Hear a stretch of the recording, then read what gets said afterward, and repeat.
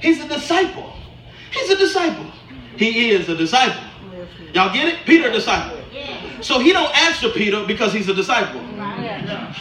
I want to throw this table over. I wish y'all felt me. He don't answer Peter because Peter's a disciple. What is the first root word of disciple? Discipline. And so he's saying, I've already taught you how to respond. I've already taught you what the question is. I've already taught you. Listen, don't keep asking me stupid questions. Let me just keep going with my parable.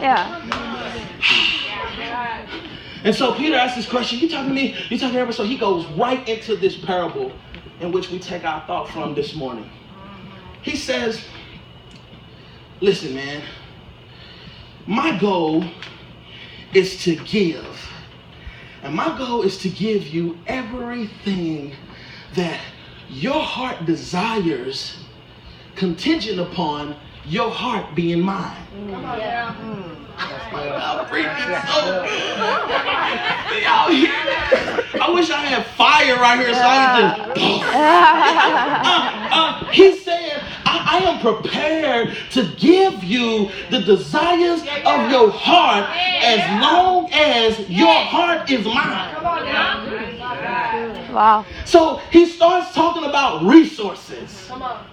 Do y'all remember when I preached about the 10 talents? Yeah. It's a continuation of what he was talking about.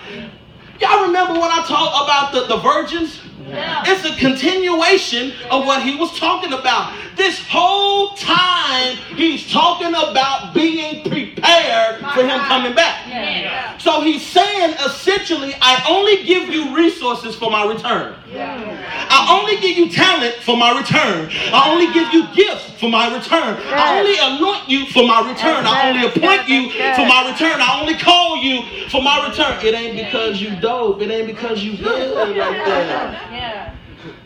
I do all of this for my return. So he's talking about preparing for the return. So he said,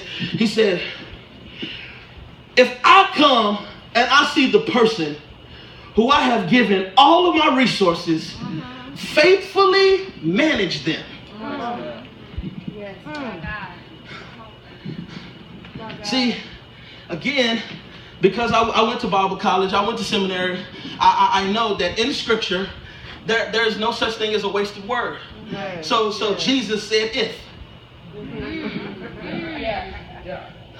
There's another huge if that I thought about when Paris happened.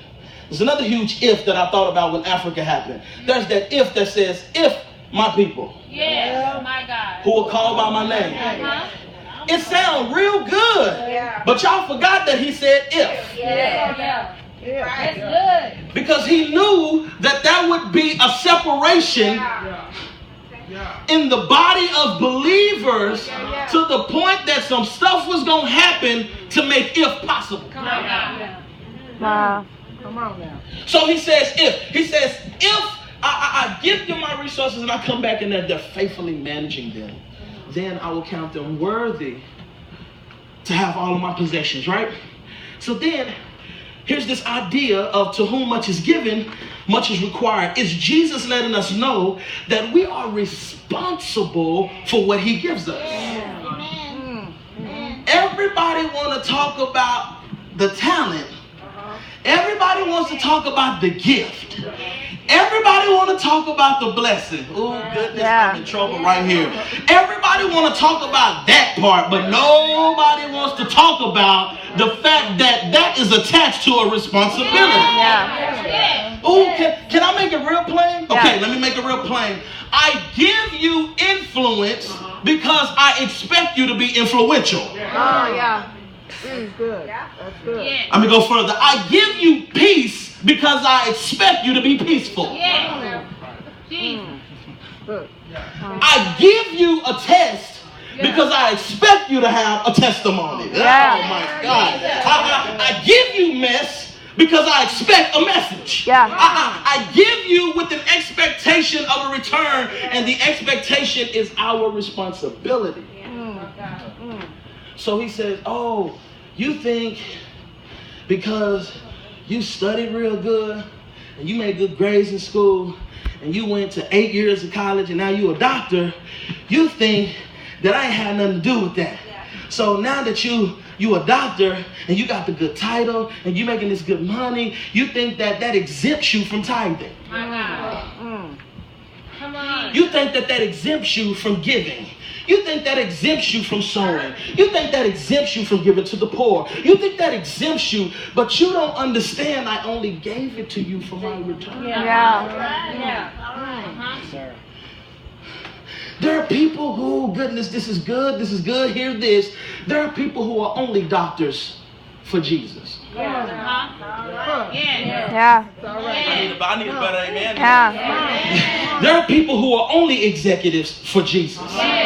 They don't even know it, but they are only at the top of their class for Jesus. They're only able to hit a baseball over the fence for Jesus. They're only able to rack up a whole lot of rushing yards for Jesus. They're only able to make one-hand catches in the end zone for Jesus. They don't even know that he set them up to return back to him. You've been set up so that your life will return back to him. Listen, he's a glory hog. He's addicted to glory. And so I make people to bring me glory. Because if you don't praise him, then the rocks will cry out. He said, I really don't need you to say nothing to me. You can be quiet and I'll make these speakers talk. You can be quiet and I'll make this brick talk. You can be quiet and I'll make I really don't need you, but I'm trying to give you an opportunity. All right. Come on now. So he says, I'm doing all of this. It's about to get real good and I'm almost done. He said, I'm doing all of this for my return. You must understand and know that more requires more. All right. Let me just coast up in here. You got to understand that more requires more. He set you up. Y'all don't even know it. He set you up. Listen, man, he set you up. He said you've been set up. Why? Because I tell people all the time, there are some people who are okay with $12 an hour. They're chilling. It's cool. It works. I can do this. Thank you, God, for my 12. Oh, you want to give me a raise? 13? Thank you. I appreciate it. But there are other people who are sitting on the same job, feeling like there has got to be more. Come on.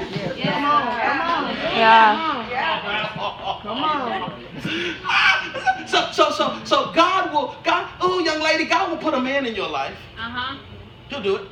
He'll put a man in your life, and some woman out there would be happy with that man. That's right. Come on, tell it. She wouldn't be tripping about him staying out all night.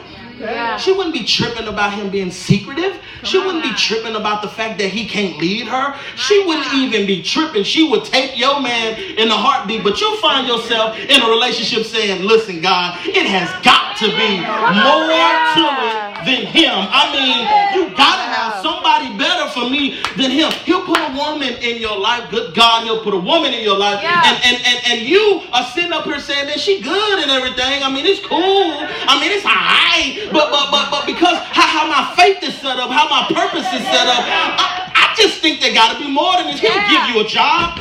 He'll give you a job, and you'll be in the job, and there was no way but God how you got the job, and he showed up on the job, and God is working all the way through the job, and you still on the job saying, it's just got to be more to it than this. But you don't understand that more requires more.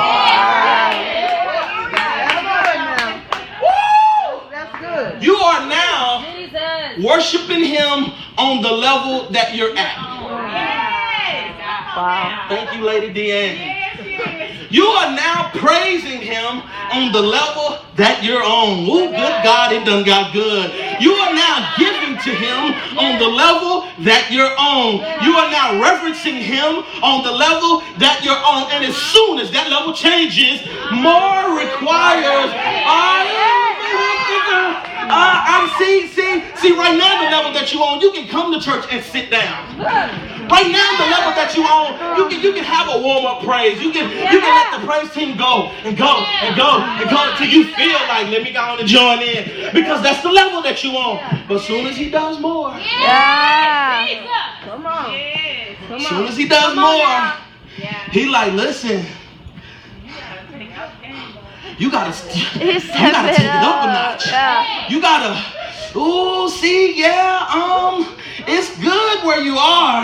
And I know that he set you up because you spend your life asking for more and you spend your life wanting more, but I don't think you know what you're asking for.